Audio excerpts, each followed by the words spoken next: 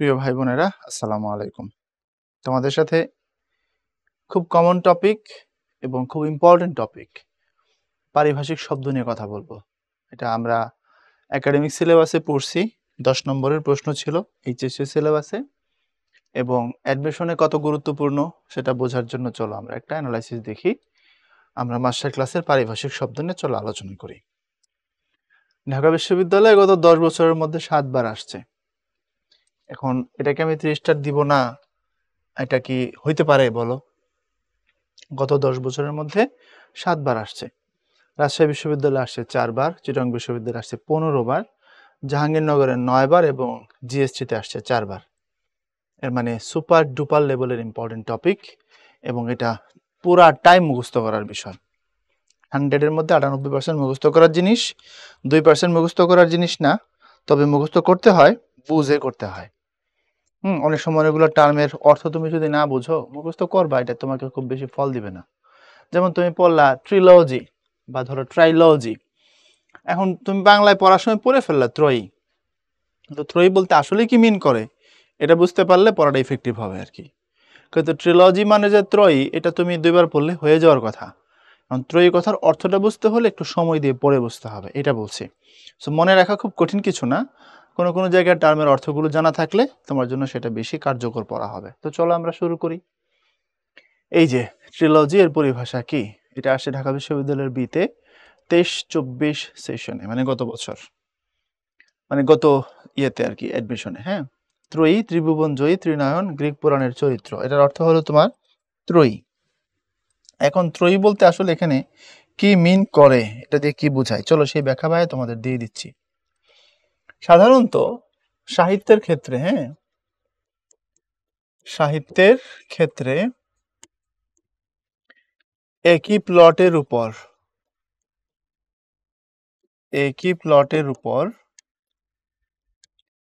যদি 3টি উপন্যাস, নাটক এখনো পাওয়া যায় না, তবে উপন্যাস পাওয়া যায়, মহাকাব্য পাওয়া যায়, 3টি উপন্যাস, মহাকাব্য রচিত হয়, তখন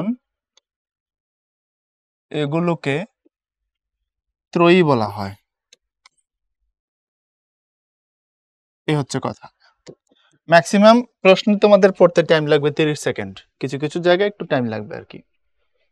বলছি সাহিত্যের ক্ষেত্রে একই প্লটের উপর যদি 3টি উপন্যাস বা মহাকাব্য রচিত হয়, উপন্যাস, মহাকাব্য ইত্যাদি রচিত হয়, তখন এগুলোকে বলা হয় ত্রয়ী। আচ্ছা, বিষয়টা একটু ব্যাখ্যা জরুরি, তাই না?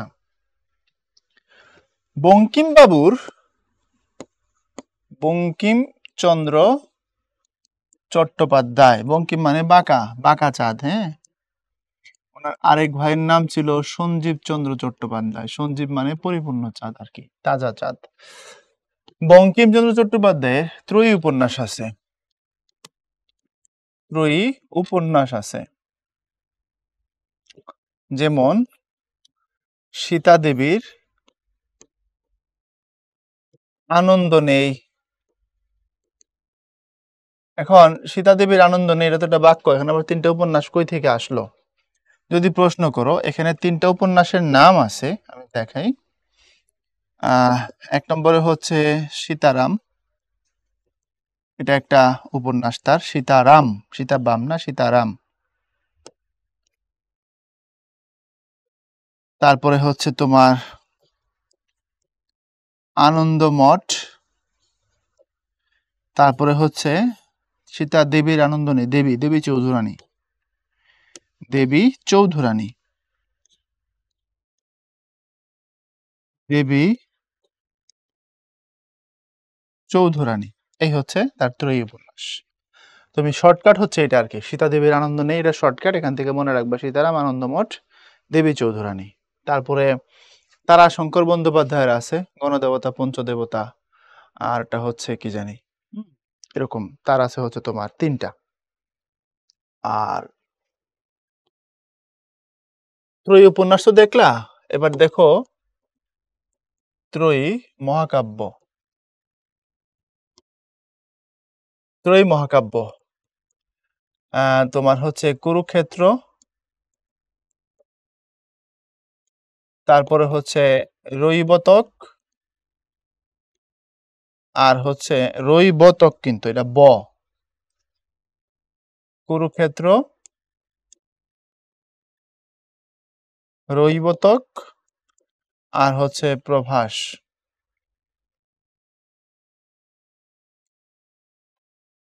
আর এটা লিখেছেন হচ্ছে নবীনচন্দ্র সেন।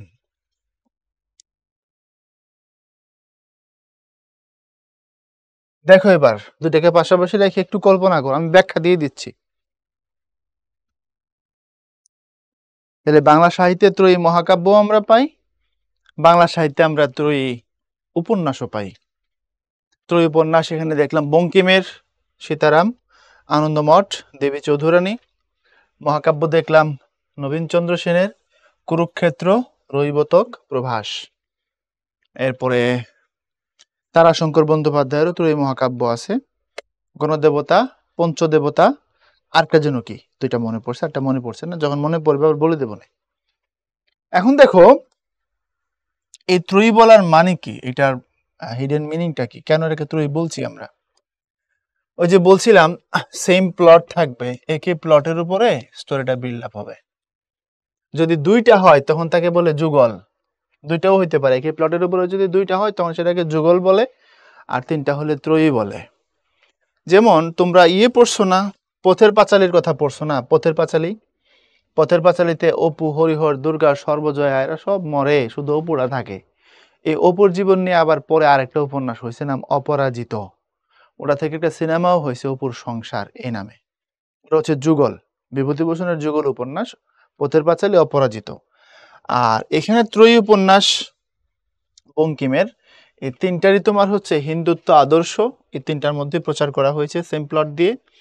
কুরুক্ষেত্রতেও সেম প্লট, প্লটটা হচ্ছে তোমার দেবতাদের সাথে লড়াই হবে, অসুর আর সুরের লড়াই। এই তিনটা উপন্যাসের নায়ক কৃষ্ণ, কৃষ্ণ যুদ্ধ করে অসুরদেরকে স্বর্গ থেকে বিতাড়িত করে আবার দেবতাদের পক্ষে স্বর্গের দখল নেন। তো what does it mean by plot? Plot হচ্ছে যে ঘটনার উপরে বা যে বিষয়ের উপরে স্টোরি দাঁড়ায় থাকে। তোমরা এই ধুম সিরিজের ছবি দেখছো, মিছা কথা কইও না, এই ধুম দেখছো তোমরা, লাস্ট বের হয়েছে ধুম 3, আমির খানের ছবি। এর আগে একটা ছিল ধুম 2, ওখানে ছিল ঋত্বিক রোশন। এর আগে ছিল শুধু ধুম, ওখানে ছিল হচ্ছে জন আব্রাহাম। তো এখন এগুলাতে কাজটা কি? কাজ হলো এক ব্যক্তি চুরি করে আর পিছনে বাকিরা সবাই তারে, পুলিশ তারে ধাওয়া করে। পুলিশ হলো অভিষেক বচ্চন আর মনে হয় উদয় চোপড়া, তাই তো? তো এরা হলো পুলিশ, এরা ধাওয়া করে। আর প্রথমবার চুরি করতো জন আব্রাহাম, তারপরের ছবিতে চুরি করতো ঋত্বিক রোশন, তারপরে চুরি করছে হচ্ছে তোমার নাম কি আমির খান। এরপরে হয়তো ধুম 4, এখানে আমির খানের পরে হয়তো আমাকে প্রস্তাব দেওয়া হয়েছিল, কিন্তু আমার যেহেতু ক্লাস থাকে সুতরাং আমি জিমে গিয়ে আমার ভুঁড়ি কমায় বডি শেপ আনতে পারবো না, এই জন্য আমি না করে দিয়েছি। ভালো করেছি না? এখন দেখো এদিক তাকাও, মনোযোগ দিবা, হ্যাঁ? তাহলে এই যে একটা প্লট দেখলা, এক ব্যক্তি চুরি করে আর পুলিশ তারা ধাওয়া দিচ্ছে, তাহলে চুরি হবে আর পুলিশের ধাওয়া হবে, এটার নাম প্লট, যে ঘটনার উপরে দাঁড়ায় আছে। তুমি সিনেমা শুরু দেখছো, ধুম করে একটা খুন, কিছুক্ষণ পরে দেখলা যে খুন করছিল তাকে একজন খুন করে ফেলছে, এরপরে আরেকটা খুন হয়ে গেল, কে কারে মারলো কিছু বোঝা গেল না, তারপরে স্টোরি আস্তে আস্তে বিল্ড আপ হচ্ছে এই খুনের রহস্য নিয়ে। তাহলে এটার প্লট কি? Crime, right? কাকতারা উপন্যাসের প্লট কি ছিল? মুক্তিযুদ্ধ। লাল সাল উপন্যাসের প্লট কি ছিল? গ্রামীণ মানুষের অন্ধ ধর্মবিশ্বাস, সংস্কার কুসংস্কার। বুঝছো ব্যাপারটা? সো প্লট মানে যেটার উপরে স্টোরিটা বিল্ড আপ হয়ে দাঁড়ায় থাকে। তো সাহিত্যের ক্ষেত্রে ট্রাইলজি বা ট্রিলজি, দুটো উচ্চারণে ঠিক। এই ট্রিলজি শব্দের অর্থ হচ্ছে ত্রয়ী। ত্রয়ী মানে কি? ওই যদি একই প্লটের উপরে স্টোরিগুলো বিল্ড আপ হয়, তিনটা হলে সেটাকে ত্রয়ী বলে, দুইটা হলে সেটাকে যুগল বলে, কাপল। বুঝছো? কাপল মানে হচ্ছে যুগল। এরপর আসো চার্টার শব্দের বাংলা পরিভাষা হচ্ছে সনদ। এখন কথা হচ্ছে ঘোষণা নেওয়া যেতে পারে কিনা? না, ঘোষণা নেওয়া যেতে পারে না। চার্টার মানে হচ্ছে সনদ, হ্যাঁ? এরপর ঢাকা বিশ্ববিদ্যালয় এতে আসে, এটাও গত বছরের প্রশ্ন, এটা এতে আসছে, আর ট্রিলজি আসছে হচ্ছে তোমার বিতে। তারপরে দেখো মনোগ্রাম, এর পারিভাষিক শব্দ কি? স্মারক, নকশা, প্রতীক, চিহ্ন। স্মারক মানে তো সুভেনির, নকশার প্রতীকের মধ্যে খুব কাছাকাছি লেভেলের অর্থ আছে, বাট উত্তরটা ভালো উত্তর হচ্ছে নকশা। তারপরে দেখো পার্সেলের পারিভাষিক শব্দ কোনটি? মোড়ক, উপহার, অধিবৃত্ত, বাক্স। এটা এবং এটা দুটি কাছাকাছি উত্তর, তাই না? তো পার্সেলের ভালো উত্তর হচ্ছে মোড়ক। অ্যাক্সেসরিজ এর পারিভাষিক শব্দ কোনটি? গহনা, সরঞ্জাম, শিল্প বিথিকা, তারপরে সজ্জা। এটা সরঞ্জাম হওয়া বেশি যুক্তিযুক্ত, অ্যাক্সেসরিজ। তারপরে সজ্জা যেটা এটাও হইতে পারে, গহনা যেটা সেটাও হইতে পারে। কিন্তু পারিভাষিক শব্দের ক্ষেত্রে একটা জিনিস খুব প্রতিষ্ঠিত, যে যেটা বইতে থাকবে তোমাকে সেটা নিতে হবে আর কি। হ্যাঁ, তো যেটা বললাম বেশি যুক্তিযুক্ত যেটা সরঞ্জাম আমরা সেটা নিব। এরপরে এক্সকাভেশন। এক্সকাভেশন মানে হচ্ছে খনন করা, খালটাল খনন করা না, এক্সকাভেটর দিয়ে বেকু দিয়ে যে কাটে ওটা। এরপরে করিজেন্ডাম। করিজেন্ডাম মানে হচ্ছে পুনর্বিন্যাস, শুদ্ধিপত্র, অনুরোধপত্র, বিজ্ঞপ্তি। এটা হচ্ছে তোমার শুদ্ধিপত্র, যেটা এটা করিজেন্ডাম মানে হচ্ছে শুদ্ধিপত্র। এরপরে লেজার। লেজার মানে হচ্ছে খতিয়ান, বড় খাতা আছে না, লম্বা খাতা, ওইটা হচ্ছে লেজার। তারপরে সিনট্যাক্স। সিনট্যাক্স মানে হচ্ছে তোমার বাক্যতত্ত্ব, এটাকে ইংলিশে সিনট্যাক্স বলে। আর অর্থতত্ত্ব যেটা সেটাকে বলে সিম্যান্টিক্স। আমি লিখে দিচ্ছি, রূপতত্ত্ব যেটা সেটাকে বলা হয় মরফোলজি, অর্থতত্ত্ব যেটা এটাকে বলা হয় সিম্যান্টিক্স। সিম্যান্টিক্স। আর শব্দতত্ত্ব যেটা, শব্দতত্ত্ব ঠিক না, যেটা শব্দতত্ত্ব সেটাই রূপতত্ত্ব, তো এটাকে আবার লিখলাম মরফোলজি। বাকি থাকে হচ্ছে ধ্বনিতত্ত্ব। ধ্বনিতত্ত্ব এটাকে বলা হয় ফনেটিক্স। এখন এটাকে ফনোলজি বলা বেশি যুক্তিযুক্ত, আমি বলতেছি ফনোলজি। কেন? ধ্বনিতত্ত্বের দুইটা ভাগ আছে, একটা হচ্ছে ধ্বনির থিওরি, তুমি পরে পরে শিখবা, আর একটা হচ্ছে মুখের উচ্চারণ, ইংরেজিতে যেটাকে বলা হচ্ছে তোমার ফনেটিক্স। তো এখন এই যে এটা আমি লিখলাম, এটা কি পি হবে নাকি ফি হবে? তারপরে ধরো এটা লেখার পরে লিখলাম, এটা কি পাওয়ার নাকি পাওয়ার? এটা যে শিখলাম অ্যাকসেন্ট, এটা হচ্ছে তোমার ফনেটিক্স, বুঝছো? আর ওই যে ভাওয়েল কনসোনেন্ট চিনতে পারা, বাংলায় স্বরধ্বনি, ব্যঞ্জন ধ্বনি, মৌলিক স্বরধ্বনি, যৌগিক ধ্বনি, এগুলো বুঝতে পারা, এটা হচ্ছে ফনোলজি। তো কেতাবি দিক যেটা সেটা ফনোলজি আর কি, এই জন্য বললাম ফনোলজি বেশি সঠিক। ওকে। আর সিনট্যাক্স মানে হচ্ছে বাক্যতত্ত্ব। কপিরাইট এর যথাযথ পরিভাষা: সত্য, মালিকানা, মেধা সত্য, গ্রন্থ সত্য। সত্য মানে কপিরাইট মানে সবগুলোই হয়। এখন কথা হচ্ছে আমরা যখন কপিরাইটের আইন দেই, কিসের ক্ষেত্রে দেই? বইয়ের ক্ষেত্রে দেই নর্মালি। তো বইয়ের ক্ষেত্রে যদি অ্যাপ্লাই করো তাহলে সেক্ষেত্রে হবে গ্রন্থ সত্য। আর যদি অন্য কোনো কিছু দাও, যেমন মেধা সত্য মানে হচ্ছে প্যাটেন্ট। ধরো আমি কিছু একটা আবিষ্কার করছি, হ্যাঁ, ফর এক্সাম্পল ধরো এই রিমোটটা আমার আবিষ্কার করা কোনো কারণে বা এনি চান্স। এখন এটা যদি আমি অন্য কাউকে বানাতে দিতে চাই, সেক্ষেত্রে তার কাছ থেকে আমি টাকা নিব। তার কাছ থেকে কি করবো? আমি টাকা নিব। তো টাকা নিয়ে তাকে আমি সেটা বানানোর অধিকার দিব, এটার নাম হচ্ছে প্যাটেন্ট, ওটা মেধা সত্য। তাইলে একটা মেধা সত্য যে কোনো কিছুর ক্ষেত্রে হয়, আর কপিরাইট আইন যেটা সেটা বইয়ের ক্ষেত্রে হয়। সেক্ষেত্রে ভালো উত্তর কোনটা? গ্রন্থ সত্য। কথা কি বুঝতে পারছো? যারা কমার্সের স্টুডেন্ট তারা প্যাটেন্ট খুব ভালো জানে। এরপরে হচ্ছে অ্যাবরিজিনাল মানে হচ্ছে আদিবাসী, অ্যাবরিজিন থেকে আসছে অ্যাবরিজিনাল, ইন্ডিজিনাসও বলে বাংলাদেশে দেখবা। এরপরে আনঅ্যানিমাস হচ্ছে তোমার অপরিচিত, অনিরীক্ষিত, সকলের সম্মতি ব্যতীত, সর্বসম্মত, অননুমোদিত। এর অর্থ হচ্ছে তোমার সর্বসম্মত, মানে প্রত্যেকে এই জায়গায় একত্র হয়ে গেছে, বুঝছো? আনঅ্যানিমাস। এরপরে হচ্ছে তোমার হাই টাইড। হাই টাইড মানে হচ্ছে জোয়ার আসা, যখন জোয়ার আসে না, এটার বলা হয় হাই টাইড। এরপরে হচ্ছে টেম্পারেট, নাতিশীতোষ্ণ, লেনদেন, প্রান্তিক, উপশহর। টার্মিনেট শব্দের অর্থ হচ্ছে তোমার প্রান্তিক করা যেতে পারে। আর টেম্পারেট মানে হচ্ছে নাতিশীতোষ্ণ, না শীত না উষ্ণ, ওই রকমের। অ্যাস্থেটিক্স নন্দন তত্ত্ব, বা নান্দনিকতা হবে না, নন্দন তত্ত্ব হবে, যেহেতু এটা থিওরি হিসেবে গেছে। What does it mean by aesthetics? তোমরা এখন এই কথা অনেকে ইউজ করো যে ঘরের ভিতরে এই কোনো একটা এটা রাখবো, ওই কোনো এটা রাখবো, এখানে এটা ফিট করব, তাহলে এটা তাকাইলে একটা অ্যাস্থেটিক লুক আসবে মামা। এই যে অ্যাস্থেটিক লুক তুমি বলতেছো, এটাই হচ্ছে নন্দন তত্ত্বের লুক। এটা কি? এটা হচ্ছে সৌন্দর্য বিষয়ক আলোচনা, সৌন্দর্য বিষয়ক অধ্যয়নের একটা বিদ্যা আছে, এটাকে নন্দন তত্ত্ব বলে। এটা যে কোনো ক্ষেত্রে হতে পারে, সাহিত্যের, জীবনের, শিল্পের, নানান দিকের, জীবনের মাল্টি ডাইমেনশনের যে কোনো জায়গা থেকে সবচেয়ে প্রপার সুন্দর জিনিসগুলোকে খুঁজে বের করা, সেটা নিয়ে গবেষণা করা, ঘাঁটা কাজ করা, এটা হচ্ছে নন্দন তত্ত্ব। এটা মূলত সাহিত্য শিল্প করার ক্ষেত্রে রিলেট করা হয়। আমরা আমাদের প্র্যাকটিক্যাল জীবনেও বলি যে মামা এটা করলে এভাবে হইলে মামা অ্যাসথেটিক লুক আসবে, এই যে বলি না আমরা, ওই কথাটা এখান থেকে নিয়ে বলি। এরপরে সাপ্লিমেন্টারির পারিভাষিক হচ্ছে সূচক, সমবায়, সম্পূরক, সঙ্গত। সম্পূরক হয় বেশি যুক্তিযুক্ত। সাপ্লিমেন্টারি সম্পূরক মানে কি, যেটা আছে তার উপরে আরেকটা, এটা বলে সাপ্লিমেন্টারি। যেমন ধরো পত্রিকা, একটা পত্রিকা দিচ্ছে কোন একটা বিশেষ উপলক্ষে, ওই দিন আরো ধরো 5টা পেজের আরেকটা পেজ হাতে দিল, ধরো সেটা 21শে ফেব্রুয়ারি। 21শে ফেব্রুয়ারির উপরে মূল পত্রিকায় নিউজ আসছে, আবার 5-6 পেজের একটা আলাদা পত্রিকার মতো একটা পাতা দিছে, ওখানে শুধু 21শে ফেব্রুয়ারি নিয়ে লেখা, ওটা হচ্ছে সম্পূরক। এটাকে বাংলা আরেকটা নামে ডাকে, পত্রিকার ক্ষেত্রে বলে ক্রোড়পত্র। তো পত্রিকার ক্ষেত্রে হইলে, আর সম্পূরক সব ক্ষেত্রে হয়। যেমন ধরো তুমি আমাকে একটা প্রশ্ন করলে, আমি উত্তর দিলাম, তোমার ওখান থেকে ক্লিয়ার হওয়ার জন্য আমার উত্তর থেকে তুমি আবার তোমার ফার্দার একটা কোশ্চেন করছো, পরের প্রশ্নটা হচ্ছে সম্পূরক প্রশ্ন। এবার বুঝছো?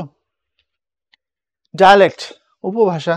উপভাষা মানে হচ্ছে ভাষার আঞ্চলিক রূপ। তোমাদেরকে এটা ব্যাকরণের শুরুর দিকে ভাইয়া অনেক ডিটেইলে এগুলো বুঝাইছি, যতটুকু বলা দরকার বলে দিছি। ভাষার আঞ্চলিক রূপ। এরপরে হচ্ছে সেকুলারিজম, এর বাংলা কি? ধর্মনিরপেক্ষতা।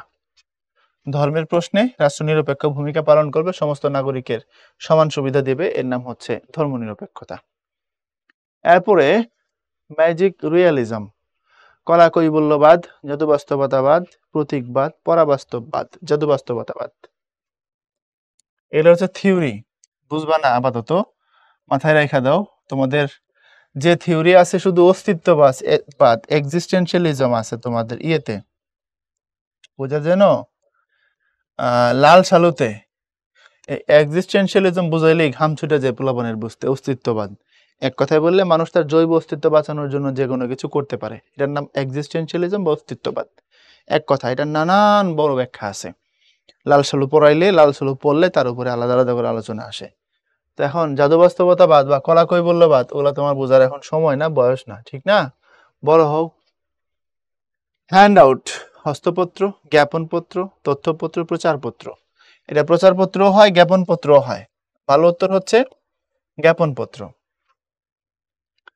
এরপরে ইজারা, ইংরেজি কোন শব্দের বাংলা পরিভাষা? লিজ।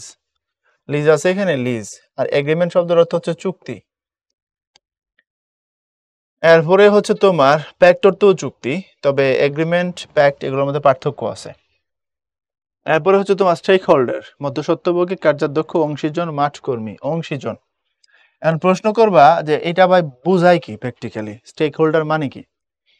স্টেক হোল্ডার মানে হচ্ছে, ধরো সরকার একটা নীতি বাস্তবায়ন করতে চাচ্ছে, তো সমাজের উঁচু থেকে নিচু সর্বস্তরের মানুষ এটা সুবিধাভোগী, এবং প্রত্যেকে এখানে পার্টিসিপেট করে এটাকে টার্গেটটাকে ফিল আপ করতে হবে। সো এটা হচ্ছে যারা এর সাথে জড়িত আছে এরা হচ্ছে অংশীজন বা স্টেক হোল্ডার। ধরো এসডিজি, এখন এসডিজিতে প্রথমটা আমরা কি বলছি, একদম শুরুতে বলছি যে আমাদের মধ্যে দারিদ্র দূর করতে হবে, নো পভার্টি। তারপর বলছি নো হাঙ্গার। এখন পভার্টি দূর করার জন্য বা এরাডিকেট করার জন্য একজন সরকারের পলিসি মেকিং লেভেল থেকে শুরু করে এটা যেখানে ইমপ্লিমেন্ট করা হবে, গ্রামের চেয়ারম্যান মেম্বার পর্যন্ত অল আর স্টেক হোল্ডার। আর যারা এটা থেকে সুবিধা নেবে তারা বেনিফিশিয়ারি।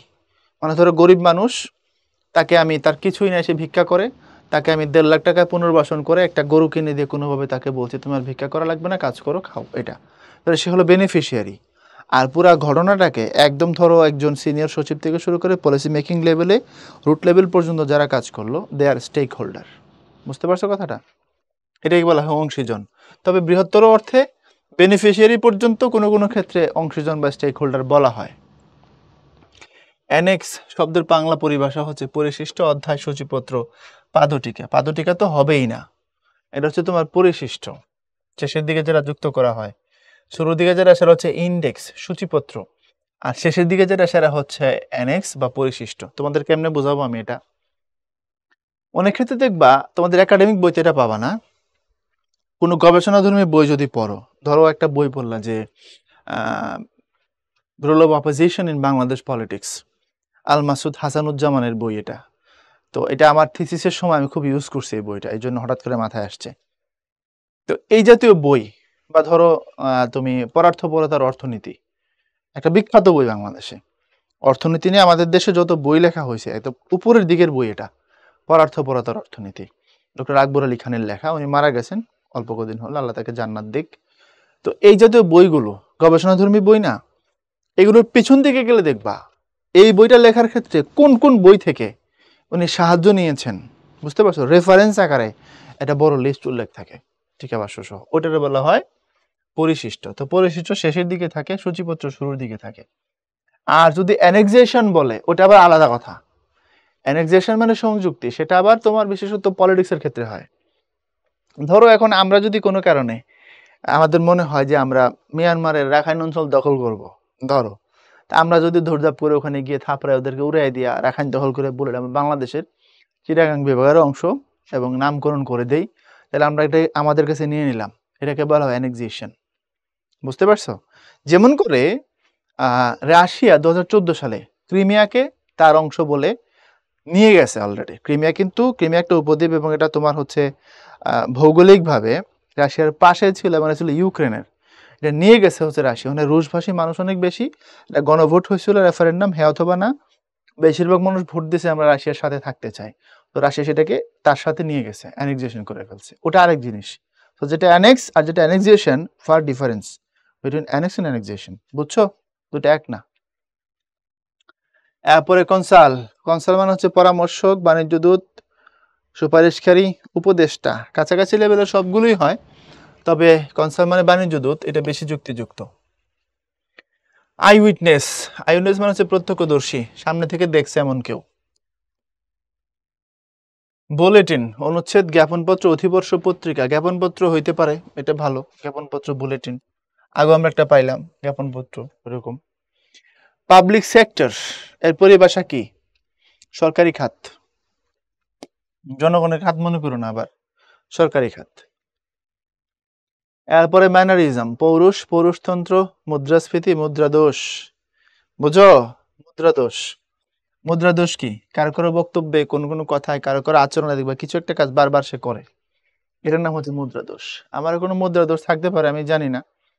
আমি একসময় স্টুডেন্টদেরকে আদর করে করে বলতাম জঙ্গলি, এখন এটা চর্চা করি না। 17-18 সাল পর্যন্ত স্টুডেন্টদেরকে বলতাম এই জঙ্গলিরা এটা বল, এই জঙ্গলি পারো সেটা, এরকম করে ধরতাম আর কি। হ্যাঁ, পোলাপান এনজয় করতো। তো সবাইকে বলতাম না, খুব আদর যাদের করতাম তাদেরকে বলতাম। কমনই, কম বেশি সবাই পাইতো এটা, কিন্তু বেশি আদর করলে তারা জঙ্গলি বলতাম। তো একটা সময় সেটা এখন আর বলি না, সময়ের পরিক্রমায়। তো ভাবছি মাঝে মধ্যে এটা আমি আবার কামব্যাক করাবো, বুঝছো? ধরতে পারে আমার একটা মুদ্রা দোষ। আবার অনেকে অনেক সময় অনেক কিছু করে, দেখবা এটা মুদ্রা দোষ, ম্যানারিজম। সোভেনিয়ার। সোভেনিয়ার মানে হচ্ছে দেয়ালিকা, খসড়া, স্মারক, পদক। সোভেনিয়ার মানে হচ্ছে স্মারক। তুমি কোথাও গেছো, ওখান থেকে উপহার স্বরূপ কিছু একটা নিয়ে আসছো, ওই এলাকার চিহ্ন, এটা সোভেনিয়ার। এরপরে হচ্ছে মনিটরিং, পরিবীক্ষণ, নিরীক্ষণ, পর্যালোচনা, পর্যবেক্ষণ। অনেকগুলো এখানে শব্দ দেওয়া আছে, খুব কাছাকাছি শব্দ, কিন্তু মনিটরিং মানে হচ্ছে পরিবীক্ষণ, পরিষ্কারভাবে বীক্ষণ করা বা দেখা। এপিডেমিক। এপিডেমিক মানে মহামারী। এখন তাহলে প্যান্ডেমিক মানে কি? এও তো আরেকটা কথা। আমরা যখন করোনা হইলো তখন আমরা কি করোনা এপিডেমিক বলছিলাম না প্যান্ডামিক বলছিলাম? প্যান্ডামিক বলছিলাম। কোন নির্দিষ্ট এলাকায় হইলে, ধরো বাংলাদেশের ভিতরে 10টা জেলার মধ্যে কলেরা ছড়াইছে, এটা হচ্ছে এপিডেমিক। তো করোনা হয়েছিল সারা পৃথিবীব্যাপী। যখন খুব বৃহৎ পরিসরে হবে তখন আর সেটাকে এপিডেমিক বলে না, তখন সেটাকে প্যান্ডামিক বলে। এই জন্য করোনা প্যান্ডামিক বলছি আমরা, বুঝছো? লিবারালিজম, উদারতাবাদ। উদারতা, উদারনীতিবাদ, উদারমুক্ততা, নৈতিকবাদ, এটা হচ্ছে তোমার উদারনীতিবাদ। এটা লম্বা ব্যাখ্যা, ইন্টারন্যাশনাল অ্যাফেয়ার্স এর জিনিস। মনে রাখবা অনেকগুলো শব্দ আমি বলবো, সবগুলোর একই অর্থ। এই লিবারালিজম, তারপরে তোমার হচ্ছে গ্লোবালাইজেশন, তারপরে হচ্ছে তোমার কলোনিয়ালিজম, নিউ কলোনিয়ালিজম, তারপরে তোমার হচ্ছে open market economy, borderless market. এই যত কথা বললাম, সুন্দর সুন্দর কথা না সব, সব হচ্ছে তোমার একই জিনিস, এবং এর বাস্তব রূপ হচ্ছে মুক্তবাজার অর্থনীতি, বা বড়রা এসা ছোটদের বাজার দখল করে রাখবে এটা। যেমন ধরো আমরা কদিন আগে ইসরায়েল ফিলিস্তিন ক্রাইসিসের সময় সেই ক্রাইসিস এখনো আছে। আমরা সবাই কোকা-কোলা বর্জন করেছিলাম, তাই না? তো কোকা-কোলা পৃথিবীর 130 টার বেশি দেশে বিজনেস করে। তো এই যে তারা আমার দেশে আইসা কোক বেচতেছে আর তার দেশে টাকা নিয়ে যাচ্ছে, আমি ঢকঢক করে গিলছি, টাকা তার দেশে চলে যাচ্ছে।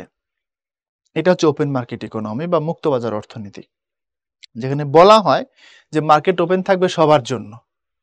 সবার জন্য মার্কেট ওপেন থাকবে মানে আমার দেশের পণ্য তোমার দেশে যাবে, তোমার দেশের পণ্য আমার দেশে আসবে।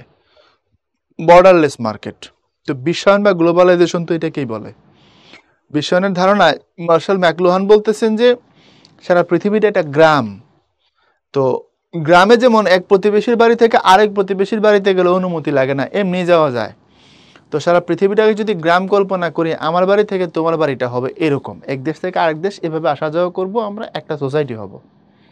এখন এই কথাটা সুন্দর লাগতেছে শুনতে, বাস্তবতা ভিন্ন। বাস্তবতা হচ্ছে, ধরো তুমি একটা জাহাজে উঠছো, একটা ঢাকা বরিশালের একটা তুমি মনে করো লঞ্চে উঠলা। হ্যাঁ, ধরো তুমি হচ্ছে এমবি মানামিতে বা হচ্ছে সুন্দরবন 10-এ উঠলা। এখন ওখানে গিয়ে দেখবা মোটামুটি 3টা ক্যাটাগরি। নিচে দেখবা ডেকে কিছু মানুষ ওই জায়গায় তোমার হচ্ছে বিছানা বিছায় অথবা চাদর বিছায় ঘুমায় পড়ছে, শুয়ে পড়ছে ফ্লোরে। এরপরে দোতলা, ওখানে গিয়ে দেখবা হচ্ছে ইয়ে আছে, প্রচুর সুন্দর সুন্দর চেয়ার পাতা। হ্যাঁ, এরপরে হচ্ছে 3তলা, কোনো 4তলা তো অল্প কিছু থাকে। এবং দোতলায় কিছু অংশে চেয়ার থাকলেও কিছু অংশে কেবিন থাকে, 3তলাতে আবার কেবিন থাকে। কেবিনগুলো সিঙ্গেল হয়, ডাবল হয়, আবার ভিআইপি কেবিন আছে। আমি যদি মোটা দাগে এটাকে 3টা ভাগে ভাগ করি, নিচে হচ্ছে ডেক, এখানে ফ্লোরের মতো করে বসতে হয়, নৌকায় যেমনটা আমরা বসি হাঁটু মারায়া। তারপর হচ্ছে চেয়ার, তারপর হচ্ছে কেবিন। এখন একই জাহাজ, ভালো মতো বুঝে, এরকম হাই লেভেলের থট, একই জাহাজের যাত্রী হওয়ার পরেও যাত্রীদের মধ্যে 3টা স্ট্যান্ডার্ড। 3 দল যাত্রীর সুবিধা একই রকম হবে না। 3 দল যাত্রী একই জাহাজে একই রকমের সেবা পাবে না, একই রকমের খাবার দাবার পাবে না। নিচের যাত্রীগুলারে ভাড়া নেওয়ার সময় ধমক দিবে, এরা ভাড়া কম দিতে চাইবে, তারা ধমকায় ভাড়া নেবে।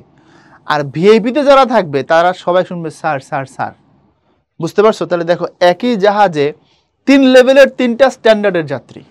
তো গ্লোবালাইজেশন লিটারালি একটা পৃথিবীর মধ্যেই আমরা 3 লেভেলের মানুষ, উচ্চবিত্তরা কেবিনে, আর আধা উচ্চবিত্ত যারা তারা হচ্ছে চেয়ারে, আর আমরা যারা গরিব আমরা বসে আছি হচ্ছে ফ্লোরে, ডেকের মধ্যে। তো এই গ্লোবালাইজেশনের ধারণা আমাদেরকে এই বাস্তবতায় নিয়ে আসছে। কেন? কারণ আমার দেশের প্রোডাক্ট আমি তার দেশে সেল করতে গেলে আমি অত সুবিধা পাই না, সে আমার দেশে আসলে যতটা পায়। আমি তার দেশে গিয়ে তার সাথে কম্পিটিশন করে পারি না, আমার দেশে এসে সে কম্পিটিশন করে, এমনকি আমাকে মার্কেট থেকে হাওয়া করে দেয়, ডাম্পিং করে দেয়।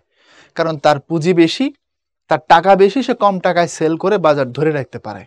বুঝতে পারছো? যেমন ধরো একটা শ্যাম্পুর ছোট্ট প্যাকেট চাইলে এখন বাংলাদেশে 4 টাকায় কেনা যায় এখন, বা 3 টাকাতেও আছে না, 3 টাকাতে আছে প্রচুর পরিমাণে, 3 টাকা।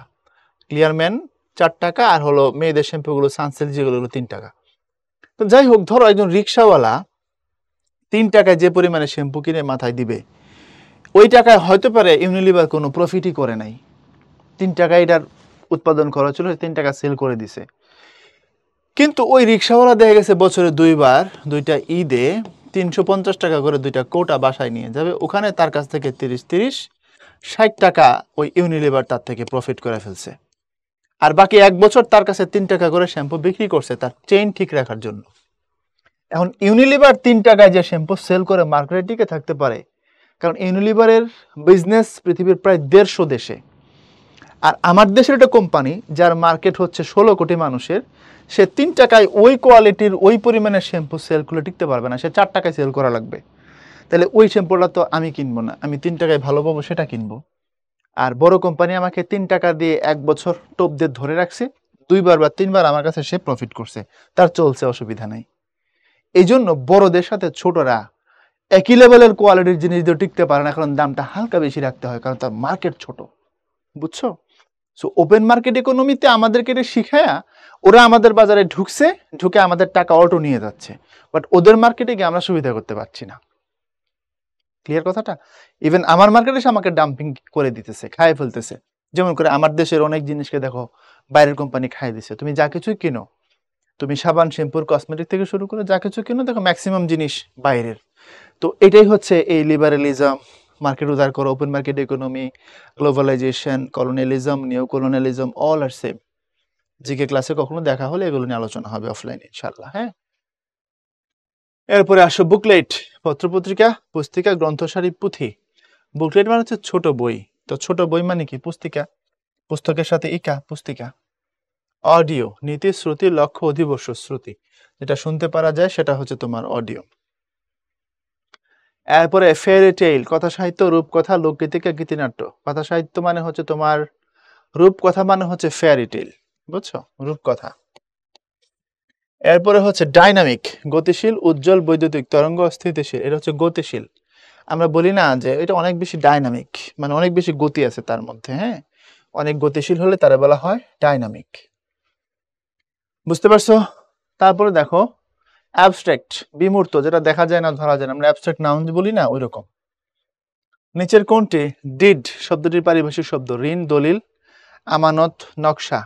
ডিড মানে হচ্ছে তোমার দলিল, দলিল, ডিড হয়ে যাওয়া, দলিল হয়ে যাওয়া, পেপার পাকা করে ফেলা। নিচের কোনটি ক্যাটালগ শব্দটির পারিভাষিক শব্দ? তালিকা, সনদ, নির্দেশক, নগদ। তালিকা।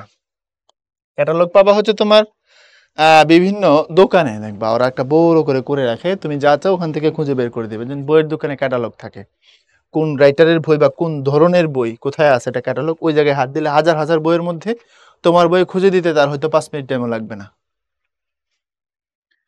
এরপর নিচের কোনটি ইনকামব্যান্ট শব্দটির পারিভাষিক শব্দ? এটা হচ্ছে তোমার পদধারী হওয়াটা বেশি যুক্তিযুক্ত, বুঝছো, অনিয়মিত হয় না, পদধারী হয় ইনকামব্যান্ট।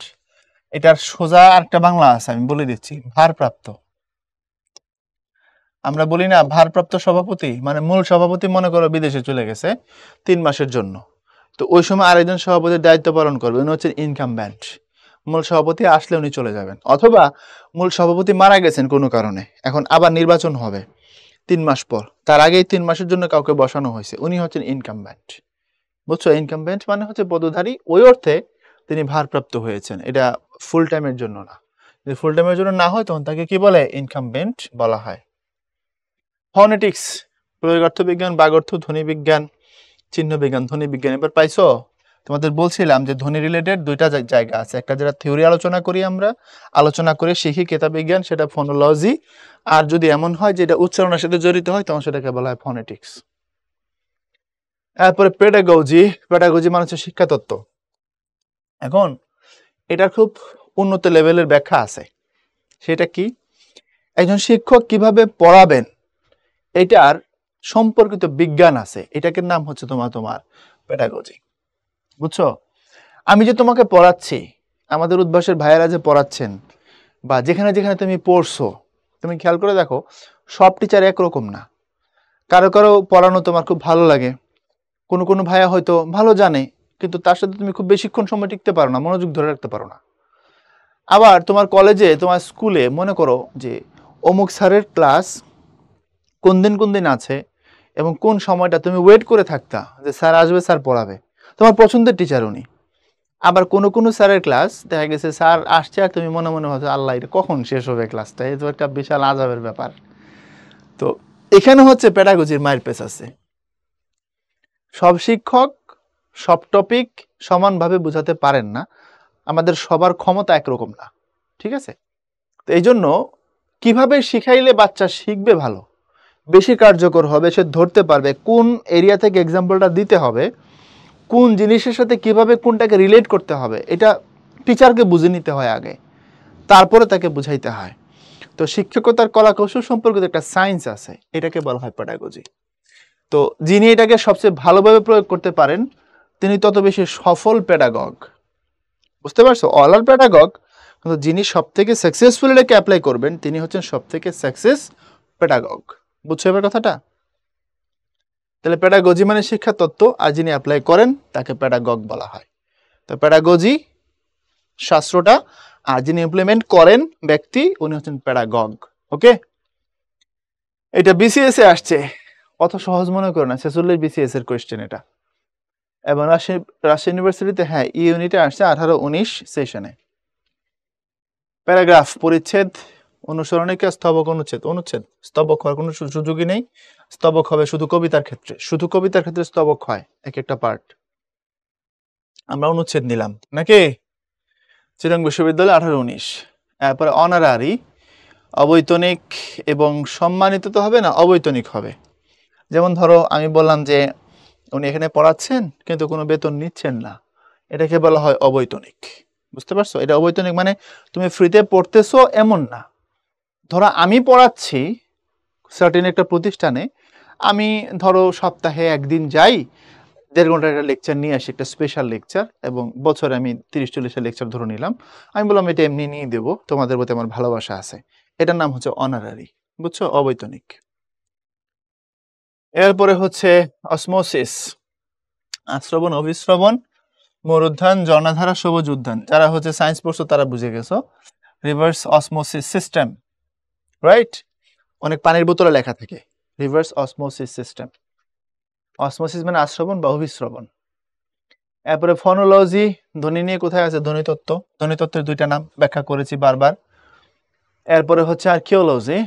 এখন কথা হচ্ছে কি, তাহলে 2টা একসাথে থাকবে কিনা, ধ্বনি বিজ্ঞান ধ্বনিতত্ত্ব এমন থাকবে কিনা? না, একটা থাকবে। আর্কিওলজি প্রত্নতত্ত্ব। প্রশ্ন হচ্ছে প্রত্নতত্ত্ব মানে কি? কোনো জিনিস খুব পুরাতন, এখন এটা কে বানাইছিল, কি দিয়ে বানানো, এটা কিসের স্মারক, এটার সিম্বলিক জিনিসগুলো কি, গবেষণা করে বের করে নিয়ে আসা, এটাকে আর্কিওলজি বলে। বুঝতে পারছো? যেমন সোমপুর বিহার বা কুমিল্লার শালবন বিহার, এটা গবেষকরা মাটির তল থেকে খুঁজে বের করে, ওখানে শিলালিপি হোক আর ওই ইট পাথরের বয়স কত টেস্ট করে হোক, তারা বের করে বলছে এটা কোন সময়ের কিভাবে। এরকম অনেক পুরাতন জিনিস নিয়ে যে গবেষণার বিদ্যা, এটাকে বলা হয় আর্কিওলজি বা প্রত্নতত্ত্ব। এরপরে হচ্ছে সিজ ফায়ার, পরিভাষাটির বাংলা প্রতিশব্দ কোনটি? আগুন নিবানো? না না, অস্ত্র সংবরণ হয়, অস্ত্র বাজেয়াপ্তি হয়, কাছাকাছি। কিন্তু উত্তর নিতে হলে অস্ত্র সংবরণ নিতে হবে, সিজ ফায়ার করা। ধরো 2 পক্ষের মধ্যে যুদ্ধ হচ্ছে, তৃতীয় কোনো রাষ্ট্র গিয়ে তাদেরকে মারামারি থামাইলো, তাহলে তারা সিজ ফায়ার করলো, অস্ত্র সংবরণ করলো, কিছুদিনের জন্য মারামারি বন্ধ হইল। কিনোট, গুরুত্বপূর্ণ চাবিকাঠি, টিকা টিপ্পনী, মূল ভাব। টিকা টিপ্পনী হওয়া বেশি উচিত না, আবার মূল ভাবও তো হইতে পারে, মূল ভাবও হইতে পারে। মূল ভাবের আরেকটা নাম আছে সিনোপসিস, কিন্তু এই জায়গায় আমরা কিনোট মূল ভাব এই অর্থে বেশি নিলাম। হ্যাঁ, নিচের কোনটি পেরিওডিক্যাল এর শুদ্ধ পারিভাষিক শব্দ? সাময়িক, সাময়িকী, সময়মিতি ইত্যাদি ইত্যাদি নানান কিছু আছে। সাময়িকী হবে, নির্দিষ্ট সময় পর পর যেটা বের হয় সেটাকে পেরিওডিক্যাল বলে। রেজিস্ট্রার শব্দটির বাংলা পরিভাষা কি? খাতা, দলিল, নিবন্ধন, কোনোটি নয়, নিবন্ধন। নিবন্ধন, রেজিস্টার, রেজিস্ট্রেশন থেকে আসছে। শিক্ষা বিরতি শব্দটির ইংরেজি পরিভাষা কি? Break in education, break of study, break in service, gap of study. এখন শিক্ষা বিরতি বলতে আসলে কি বোঝায়? গ্যাপ অফ স্টাডি নিবা, নাকি ব্রেক অফ স্টাডি নিবা, নাকি ব্রেক ইন এডুকেশন নিবা? এটা দেখো, এখানে হচ্ছে গ্যাপ, এখানে হচ্ছে ব্রেক, বাকিগুলো সেম জিনিস। এটা বেশি ভালো উত্তর, এটাই ঠিক, break of study. Beauty sleep, গভীর ঘুম, প্রথম রাত্রির ঘুম, সুন্দর ঘুম, দুপুরবেলার ঘুম। প্রথম রাত্রির ঘুম, শুরুর দিকের অল্প যে কাঁচা একটা ঘুম থাকে, এটাকে বিউটি স্লিপ বলা হয়। Up to date, up to date মানে হচ্ছে হাল নাগাদ, আধুনিক করে ফেলা। অনেক সময় ভোটার তালিকা আপ টু ডেট করে, ধরো এক নির্বাচনের পরে আরেক নির্বাচন হচ্ছে 4 বছর পরে। এলাকায় তো অনেক ধরনের নির্বাচন হয়, ইউনিয়ন পরিষদের নির্বাচন হয়, উপজেলা নির্বাচন হয়, সংসদ নির্বাচন হয়। ধরো একটা নির্বাচন হওয়ার 4 বছর বা 3 বছর পরে আরেকটা নির্বাচন হচ্ছে, তো মাঝখানে অনেকে মারা গেছে, খুবই স্বাভাবিক।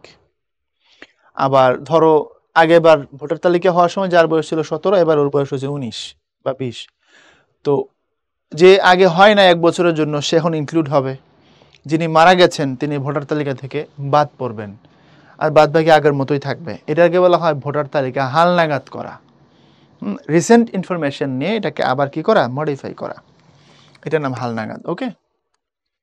অ্যাক্সিডেন্টাল এর বাংলা পরিভাষা কি? আপতিক, দুর্ঘটনা, অকস্মাৎ, দুর্ঘটনা সংঘটিত।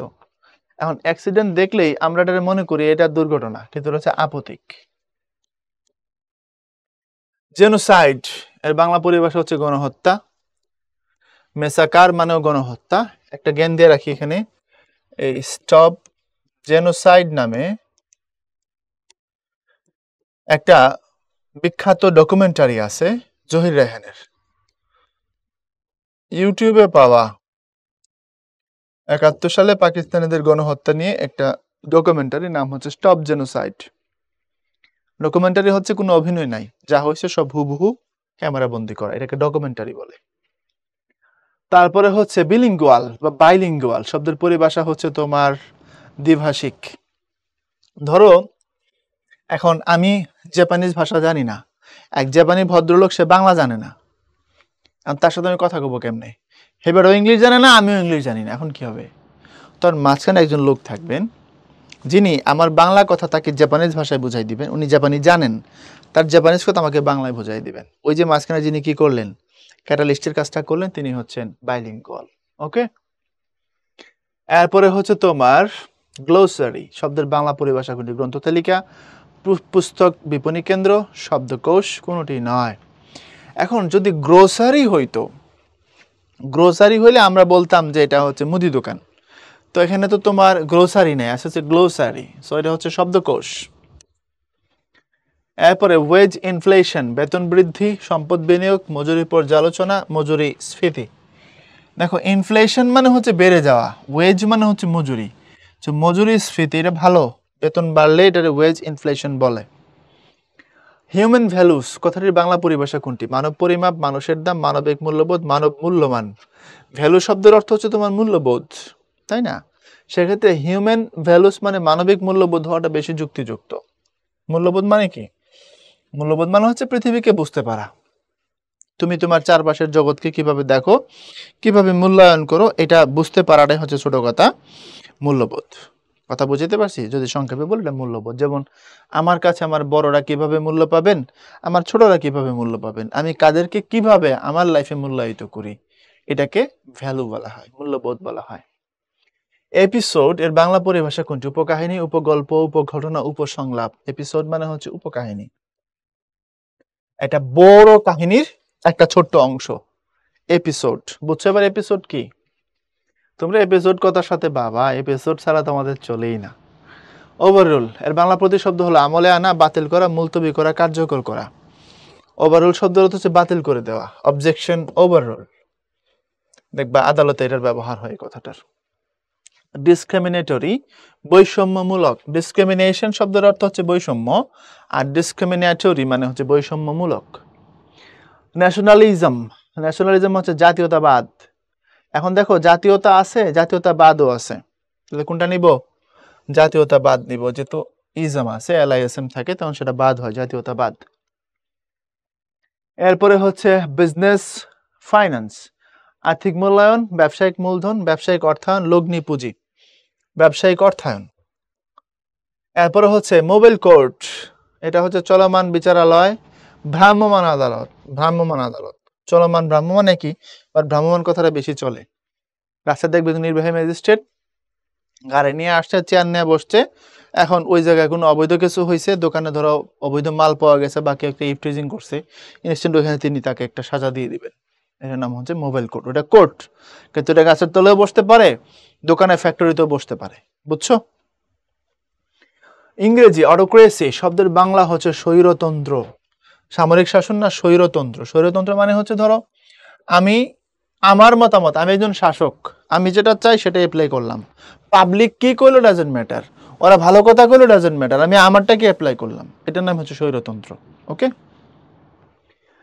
এরপর হচ্ছে তোমার সাফরেজের বাংলা পারিভাষিক হচ্ছে দুর্যোগে মোট ক্ষয়ক্ষতি, ভোটাধিকার, দুঃখ কষ্ট, মাসুল। দেখো এই শব্দগুলো একটাও কাছাকাছি লেভেলে না, আমরা এতক্ষণ যে শব্দগুলো পড়ছিলাম কিছু শব্দ ছিল খুব কাছাকাছি লেভেলে, এখানে উত্তরগুলো দেখো কাছাকাছি লেভেলে না, এক একটা এক এক ক্যাটাগরির শব্দ। এর অর্থ হচ্ছে ভোটাধিকার। ইংরেজি কোটেশন শব্দের বাংলা পরিভাষা কি? কোটেশন শব্দের দরপত্র, মূল্য জ্ঞাপন, উদ্ধৃতি। আমরা কোটেশন মার্ক কি করি বলতো? আমরা কোটেশন মার্ক হচ্ছে উদ্ধৃতি চিহ্ন হিসেবে ব্যবহার করি, রাইট? এটাকে আমরা বলি হচ্ছে কোটেশন মার্ক। আচ্ছা, এখন এখানে দেখো এই কোটেশন মানে তুমি যদি মনে করো উদ্ধৃতি, তাহলে তো ভুল। এই কোটেশন শব্দের আবার আরেকটা অর্থ আছে পারিভাষিক শব্দের ক্ষেত্রে। পারিভাষিক মানে হচ্ছে এটাই, যেটা বইতে থাকবে ব্যবহারিক জায়গা থেকে সেটাকে নিতে হয়, অন্য কিছু করা যায় না। মূল্য জ্ঞাপন। পরিভাষাগত বিবেচনা থেকে কোনটি সঠিক? সেটেলমেন্ট, প্রতিস্থাপন, হ্যান্ডবিল, প্রচার পুস্তিকা, সোয়াম্প জলাভূমি, তারপরে হচ্ছে স্যানিটোরিয়াম, সেনা সংস্থান। এখান থেকে বলছে পরিভাষাগত দিক বিবেচনায় সোয়াম্প জলাভূমি, হ্যান্ডবিল প্রচার পুস্তিকা, এটাও তো ভালোই হয়। সোয়াম্প তো জলাভূমি, এটাও হয়, ভুল কিছু না। সেটেলমেন্ট প্রতিস্থাপন, সোয়াম্প প্রাকৃতিক, হ্যান্ডবিল প্রচার পুস্তিকা। কিন্তু প্রচার পুস্তিকার মধ্যে আবার দুটার মধ্যে এটা বেশি ভালো উত্তর তোমাদের বইটি অনুযায়ী, সোয়াম্প জলাভূমি। এরপরে হচ্ছে মিলেনিয়াম, এর পরিভাষা হচ্ছে শতাব্দ, সহস্রাব্দ। Millennium development goals, MDG. এরপরে পেনশন, এর পরিভাষা কি? পেনশন হচ্ছে অবসর ভাতা, অর্থ করে লেনদেন, উত্তর বেতন, সেবা।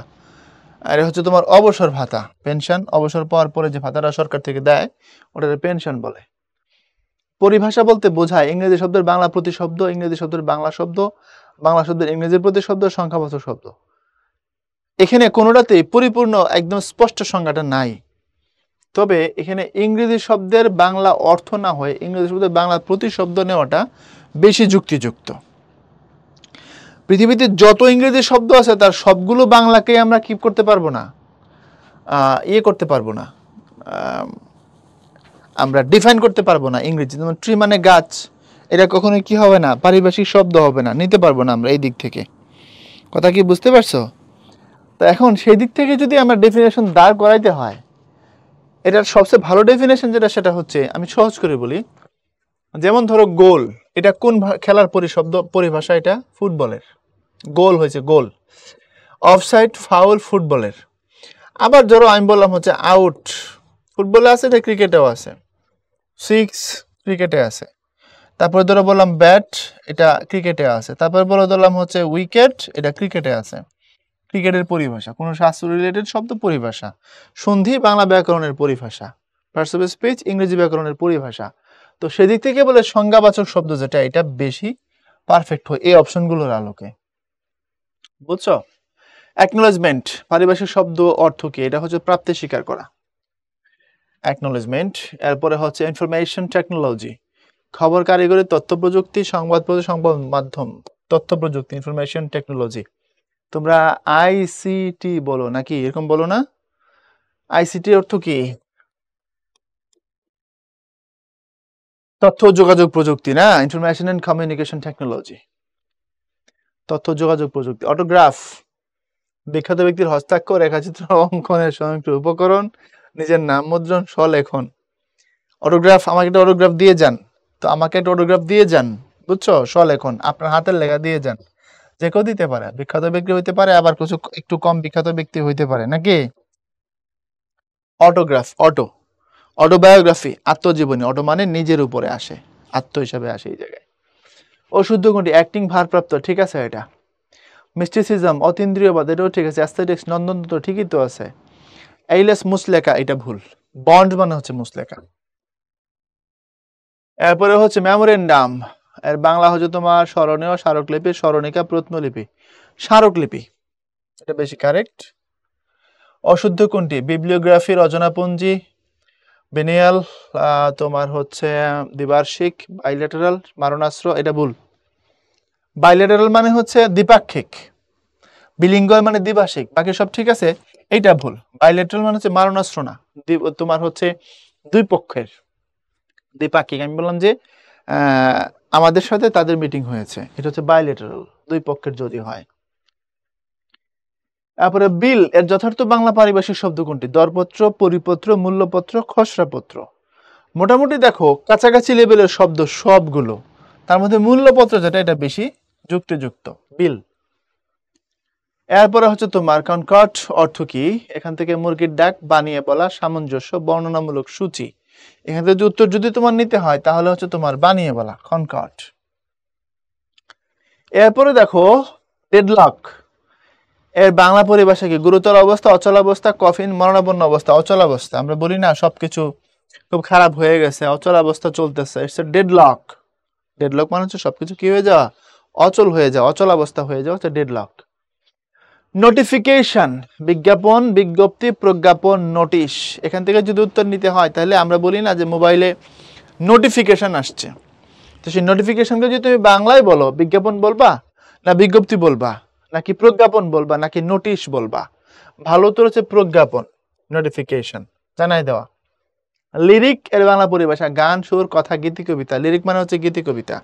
এখন আমরা তো বলে দেই যে গানের লিরিকটা খুব ভালো লাগছে, কিন্তু তুমি যদি আসলে বাস্তবতায় যাও, লিরিক শব্দের অর্থ হচ্ছে তোমার গীতি কবিতা, লিমেরিক না, কিন্তু লিরিক। ভার্টিক্যাল, আনুভূমিক, উচ্চতা, উল্লম্ব, দেয়াল। আনুভূমিক মানে মাটির বরাবরে, উল্লম্ব মানে মাটি থেকে খাড়া অবস্থা। তো ভার্টিক্যাল মানে হচ্ছে খাড়া, ওই যে আমরা তোমার মোবাইলে রিলস দেখো না, এমনি খাড়া অবস্থায় মোবাইল, এটা বলে ভার্টিক্যাল। এবার বুঝছো? উল্লম্ব, নট আনুভূমিক। অতিথি পাখি, মাইগ্রেটরি বার্ড, নিচেরটা হবে। ভিজিটিং বার্ড হবে না, গেস্ট বার্ড হবে না, মাইগ্রেটরি বার্ড হবে। এরপর লাস্ট এর অর্থ বালিকা, ভাইজি, সম্ভ্রান্ত মহিলা, পুত্রবধূ, বালিকা।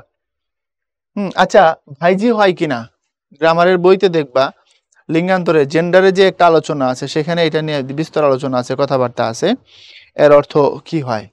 তো ভাইজি না, ওটা মনে হয় কাছাকাছি লেভেলের অর্থ বা এই ওয়ার্ডটাও থাকতে পারে, বাট লাস্ট শব্দের অর্থ হচ্ছে বালিকা। এরপরে হচ্ছে কৌশল, এর বাংলা পরিভাষা দৈনন্দিন, নৈমিত্তিক, অনিয়মিত, নিত্যপণ্য। দেখো সবগুলো অর্থ কাছাকাছি, খুব ক্লোজ লেভেলের শব্দ। কৌশল মানে হচ্ছে নৈমিত্তিক, ক্লোজার লিভ, কৌশল লিভ মানে হচ্ছে নৈমিত্তিক ছুটি। এরপরে এডুকেশনিস্ট, এর বাংলা পরিভাষা কোনটি? শিক্ষাবিদ বা শিক্ষা অনুরাগী, দুটোই হয়, কিন্তু শিক্ষাবিদ এটা বেশি ভালো উত্তর। শিক্ষা বিষয়ে যিনি অভিজ্ঞ, কিভাবে শিক্ষানীতি প্রণয়ন করলে মানুষ শিখবে, বুঝবে, এই লেভেলের মানুষ যারা, তাদেরকে শিক্ষাবিদ বলা হয়। হায়ারার্কি, ঊর্ধ্বতন কর্তৃপক্ষ, কর্তাব্যক্তি, আধিপত্য পরম্পরা, জনপ্রশাসনের কর্মকর্তা। আধিপত্য পরম্পরা, একটা অফিসে যারা থাকেন আর কি, সবার উপরে কে, তারপরে কে, তারপরে কে, তারপরে কে, তারপরে কে, এই যে এটা পদসোপান আর কি, এটাকে বলা হয় হায়ারার্কি। এরপরে হচ্ছে তোমার আনস্ট্যাম্পড শব্দের বাংলা পরিভাষা বাতিলযোগ্য, ডাক টিকিটবিহীন, অনিবন্ধিত, সিলমোহরবিহীন, সিলমোহরবিহীন, আনস্ট্যাম্পড। অ্যাম্প্লিফিকেশন, পরিবর্ধন, বেশি করে দেওয়া। অ্যাম্প্লিফাই করা, অ্যাম্প্লিফায়ার কি করে? বেশি করে। অ্যাম্প্লিফায়ার থেকে অ্যাম্প্লিফিকেশন, পরিবর্ধন। রিটেইল, রিটেইল মানে খুচরা, বিস্তারিত, অন্তঃসার, শূন্য গর্ভ, খুচরা। আমরা বলি না খুচরা বিক্রেতা, রিটেইল সেলার। এই রিটেইল সেলার মানে খুচরা বিক্রেতা। রিভিউ, এর বাংলা পরিভাষা কোনটি? পুনর্নিরীক্ষণ, উপাসনা, প্রত্যাগমন, প্রত্যাবর্তন। রিভিউ করে দাও, আমরা বলি আচ্ছা আমি একটা লিখছি, এটা তুমি রিভিউ করে দাও। রিভিউ করে দাও মানে আবার একটু দেখে দাও, মানে পুনর্নিরীক্ষণ করে দাও, এটাকে বলা হয় রিভিউ করে দেওয়া। অ্যাটাস্টেড, সত্যায়িত। আর অনেকে মনে করতে পারে প্রত্যায়িত হবে কিনা, অ্যাটাস্টেড মানে হচ্ছে সত্যায়িত, আর সার্টিফাইড মানে হচ্ছে প্রত্যায়িত, বুঝছো? This is two certified that, ইত্যাদি ইত্যাদি, সার্টিফিকেটে লেখা থাকে, এটা মানে হচ্ছে প্রত্যায়িত। আর অ্যাটাস্টেড মানে হচ্ছে সত্যায়িত, খবরদার এই ভুল করা যাবে না। অ্যাটাস্টেড মানে সত্যায়িত, এটা বিসিএস এর কোশ্চেন 40-এ আসছে, নানান ঝামেলা হয়েছে। অনেকে মনে করে অ্যাটাস্টেড মানে হচ্ছে তোমার প্রত্যায়িত, নও, এটা প্রত্যায়িত না, সত্যায়িত মনে থাকবে। আর প্রত্যায়িত মানে হচ্ছে সার্টিফাইড। এরপর হচ্ছে তোমার অ্যাডজর্নমেন্ট শব্দের অর্থ স্থগিতাবস্থা, বিলোপ, সমন্বয়, সবগুলো। Adjournment definitely it's a noun. কথা হচ্ছে যদি আমার এখান থেকে নিতে হয় তাহলে অর্থটা কোনটা সব থেকে বেশি কাছাকাছি লেভেলে যায়। বিলোপ আর স্থগিতাবস্থা কাছাকাছি লেভেলের, সমন্বয় হয় না, স্থগিতাবস্থা। এরপরে অ্যান্টিসিপেশন, অনুমান, সংশয়, প্রাকচিন্তন, ভয় দর্শন। অ্যান্টিসিপেশন, তাহলে দেখো অনুমান, এলাকা ইংলিশে একটা সুন্দর একটা শব্দ আছে মনে হয়, হাইপোথিসিস, অনুমান করা। আবার সংশয়, অ্যান্টিসিপেশন, প্রাকচিন্তন। প্রাক মানে হচ্ছে আগে, এই অ্যান্টি শব্দের অর্থ আগে। আমরা অ্যান্টিসিডেন্ট, একটা কথা আছে না, আমার যদি ভুল না হয়, আমরা যখন ইংরেজি পড়ি সিম্পল কমপ্লেক্স কম্পাউন্ডের ক্ষেত্রে এই অ্যান্টিসিডেন্ট শব্দটার একটা ব্যাপক ব্যবহার আছে, রাইট? ওই জায়গায় অ্যান্টিসিডেন্ট, তো অ্যান্টি মানে হচ্ছে আগে অবস্থান করে যেটা। তো সেক্ষেত্রে দেখো অ্যান্টিসিপেশন মানে হচ্ছে প্রাক চিন্তন, অন্য কোনো কিছু করার আগে আগে একটু চিন্তা করে নেওয়া, প্রাক মানে এখানে আগে।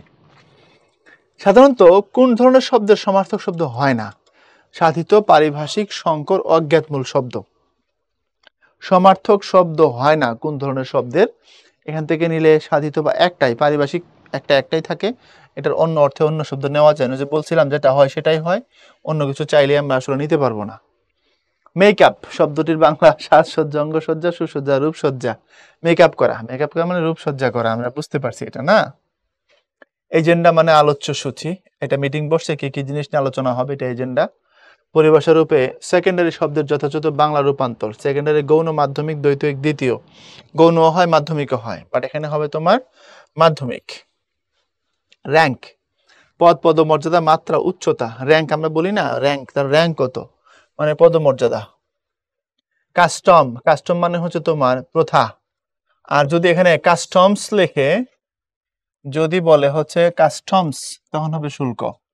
মাথায় রাখো, যদি কাস্টমস বলে মানে ট্যাক্স আর কি, বিদেশ থেকে জিনিস ঢুকছে বন্দরে, টাকা ট্যাক্স দিতে হচ্ছে, ওটা কাস্টমস, শেষে এস আছে, কাস্টমস। আর যদি শুধু কাস্টম বলে, কাস্টম মানে হচ্ছে সমাজের প্রচলিত রীতিনীতি বা প্রথা। কনজিউমার গুডস মানে হচ্ছে ভোগ্য পণ্য, কনজিউমার গুডস। তো কনজিউমার গুডস দিয়েই আমাদের আজকের আলোচনা শেষ হইলো। তোমরা ভালো থাইকো। আমরা চেষ্টা করছি পারিভাষিক শব্দগুলোকে নেয়ার ক্ষেত্রে তোমাদের মাস্টার কোশ্চেন ব্যাংকে এমন শব্দগুলোকে নেওয়া রিপিট কেটে, যাতে তোমরা এক জায়গায় এমন একটা চমৎকার প্রিপারেশন পাও, যেটা দিয়ে তোমরা অনেক বেশি আত্মবিশ্বাস তৈরি করতে পারো। ভালো থাকবা, আবার কথা হবে অন্য চ্যাপ্টারে, অন্য কোনো লেকচারে। আল্লাহ হাফেজ।